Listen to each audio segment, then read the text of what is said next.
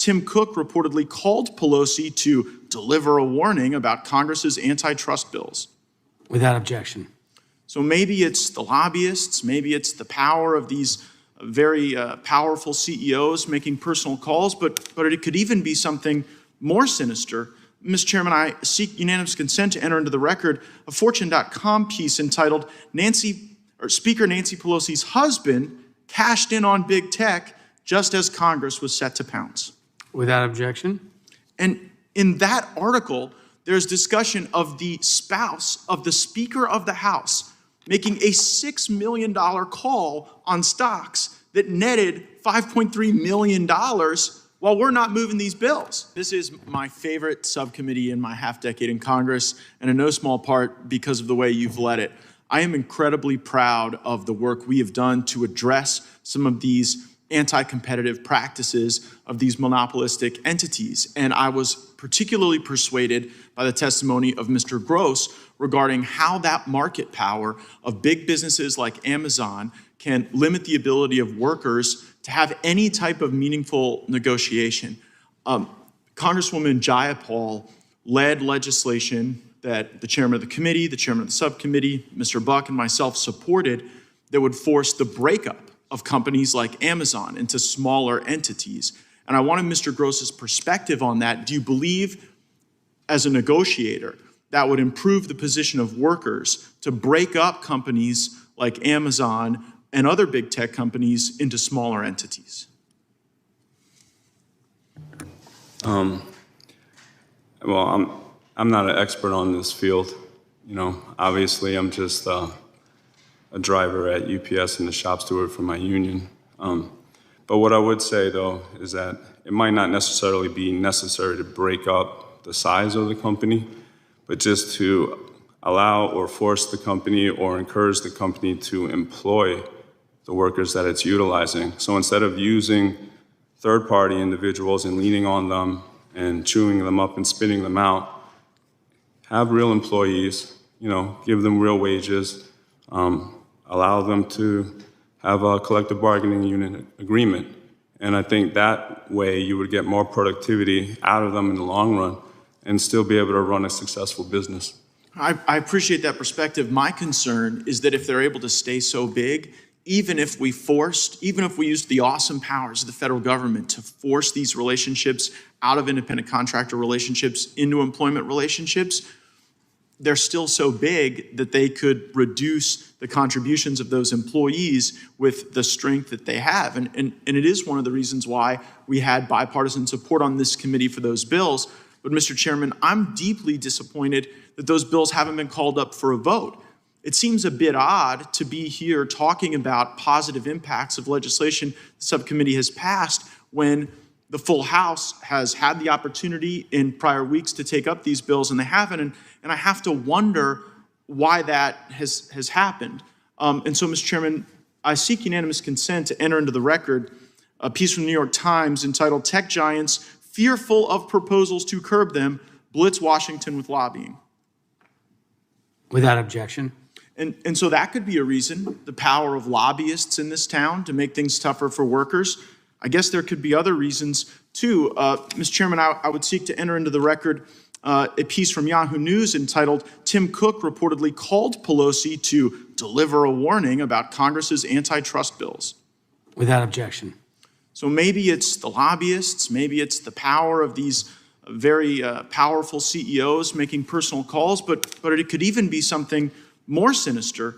Mr. Chairman, I seek unanimous consent to enter into the record a Fortune.com piece entitled "Speaker Nancy Pelosi's husband cashed in on big tech just as Congress was set to pounce." Without objection. And in that article, there's discussion of the spouse of the Speaker of the House making a $6 million call on stocks that netted $5.3 million while we're not moving these bills. So I thought that was a little odd. I thought that was weird. We moved bipartisan legislation out of this subcommittee, and just as we're considering it, and it might be bad for big tech, the speaker's spouse goes and buys all this big tech stock, and then lo and behold, here we are with the bills not called up. And it just makes you wonder, did somebody know something? Was somebody acting on information? And it could have been the power of the lobbyists and all the money that they donate to members of Congress on both sides. It could have been people like Tim Cook calling, but here's what we know. These bills aren't coming to the floor.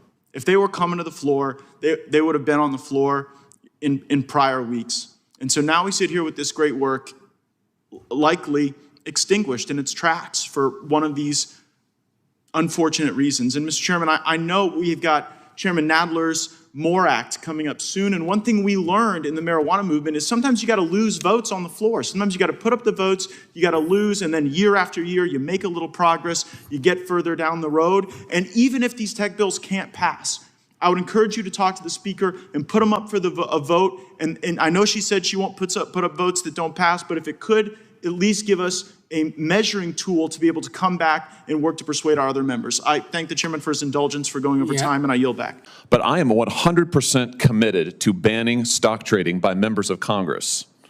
So I'm not going to be dissuaded from that one way or another. And we can throw up as much chaff as you want to, but the fact of the matter is members of Congress should not be trading stock.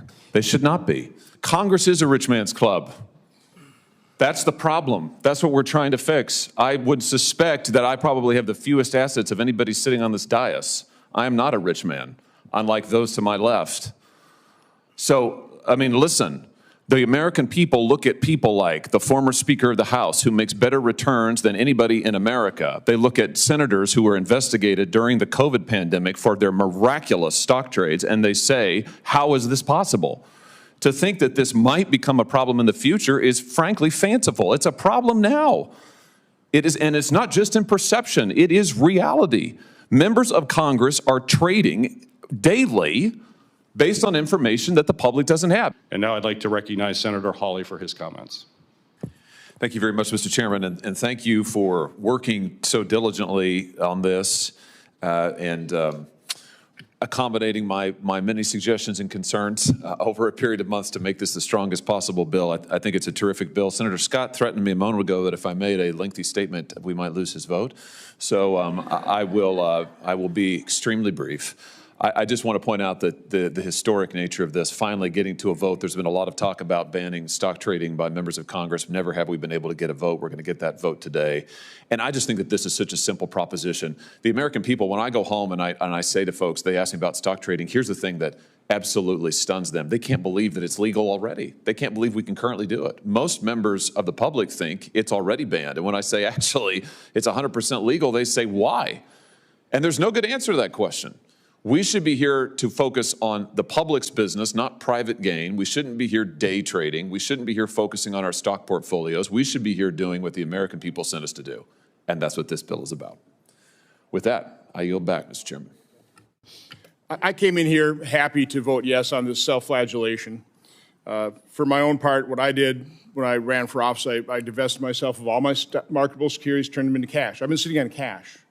And you know how much I've lost in terms of opportunity cost since that point in time. So, from my standpoint, I was able to do that. I had the capability of doing that. And I thought that'd be the honorable thing to do. My wife has since purchased an ETF, which this does exempt, and I think that's a good thing. I would caution people in terms of, I'm going to vote no now. We don't want to turn Congress into a rich man's club. I think it's already suffers from that.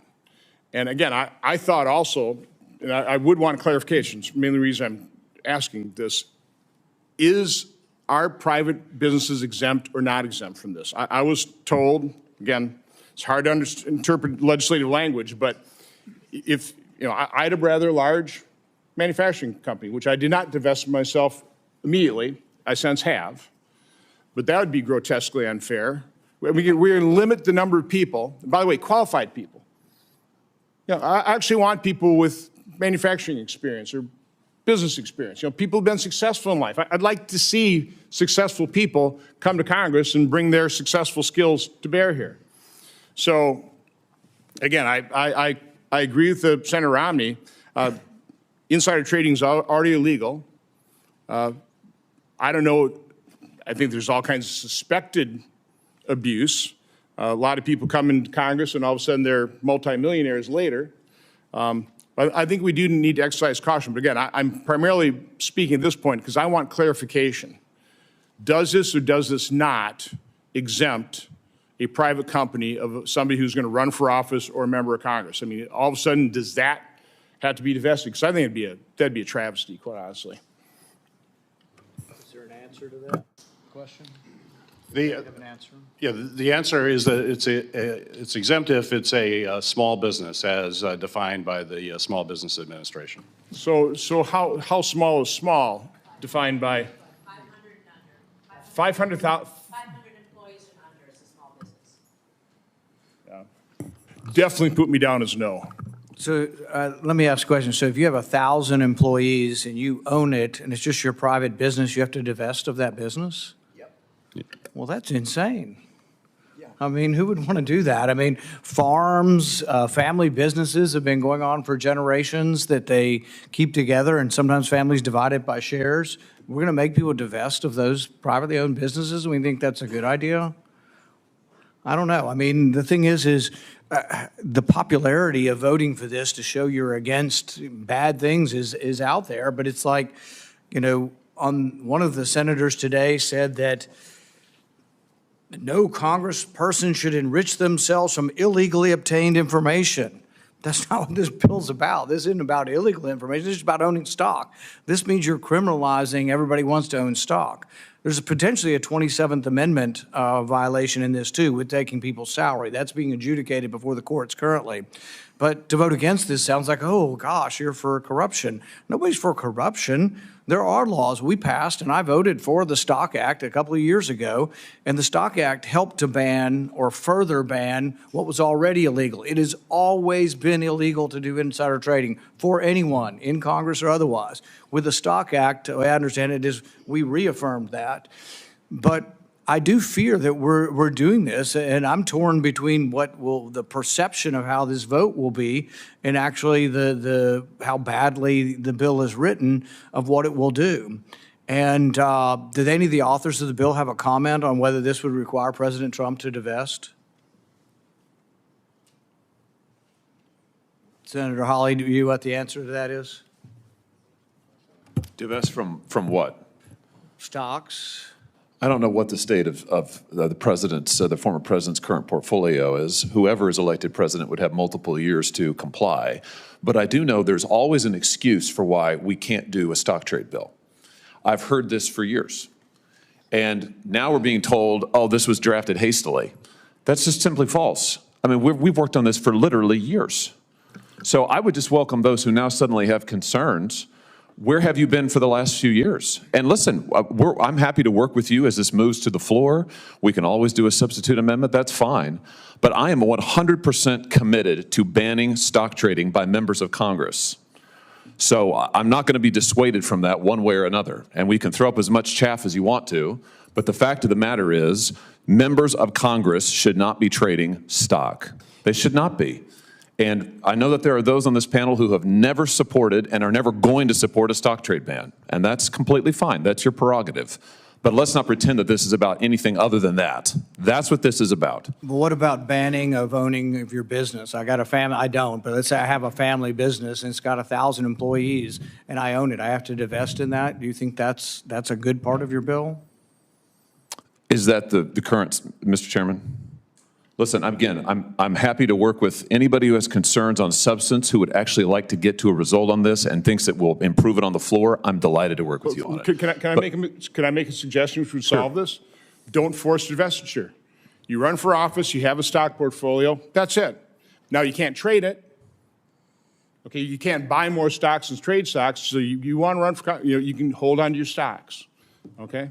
You can always divest. Okay? You can always buy an ETF. Don't force people to sell their business. Don't force them to sell stocks they already hold. Don't force divestiture. Once you're here, you can't be buying and selling. Again, I don't do it. I did divest. I turned it all to cash. Okay? So that's how I handled myself. I don't want to force what I did in everybody else, though. Not everybody's in my position. I don't want to turn Congress into Rich Man's Club. And by the way, I certainly don't want to impose a self-flagellation on other branches of government. We can do this to ourselves. I don't think we should do it to the executive branch or the judicial branch. Congress is a rich man's club. That's the problem. That's what we're trying to fix. I would suspect that I probably have the fewest assets of anybody sitting on this dais. I am not a rich man, unlike those to my left.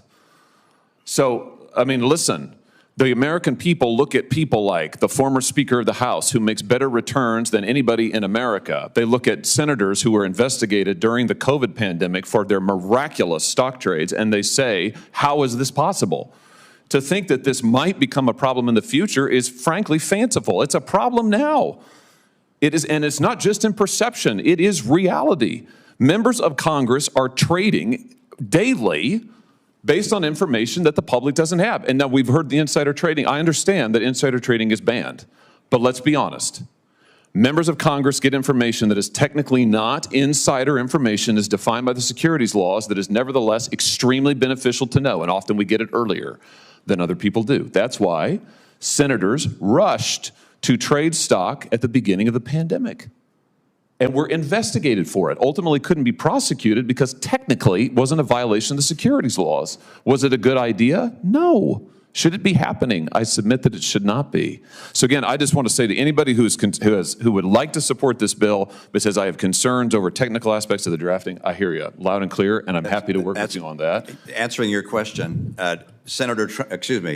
former President Trump owns 114 million shares of Trump Media and Technology Group Corp., worth $3.776 billion. He would be required to divest that. All right? That would be at a massive disadvantage for him. Not to mention his other investments. Yeah, so you have Senator Johnson has proposed, what makes a lot of sense, which is to say, if you have investments, you don't have to sell them to run for office. You can't trade. But I didn't say this bill wasn't drafted quickly or hastily. I said it was drafted poorly. All right, there are a number of things the bill does which ought to be done, which I would support. But causing people that are running for office, including the President of the United States, to have to divest of all their public and private enterprise securities is simply something that's a mistake and would prevent people from running from office, including the person who's the Republican nominee for president.